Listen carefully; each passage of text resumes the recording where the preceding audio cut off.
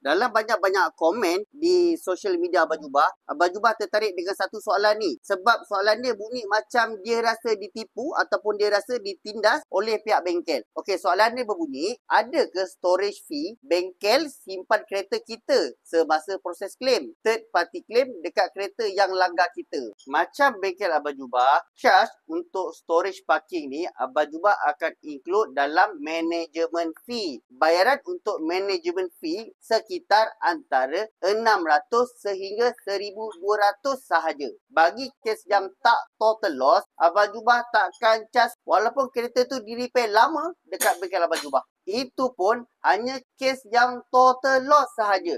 Cuba korang tulis kat komen berapa yang korang pernah bayar untuk storage parking kereta korang. Macam biasa, korang tak tahu dan tak ada workshop nak hantar kereta korang untuk buat claim insurans third party, OD claim atau OD KFK claim, terutamanya insurans etika, Takaful Malaysia, Takaful Ikhlas, korang boleh datang ke bengkel Abang Jubah, pakar tuntutan insurans kemalangan anda. Jumpa ke next video. Assalamualaikum.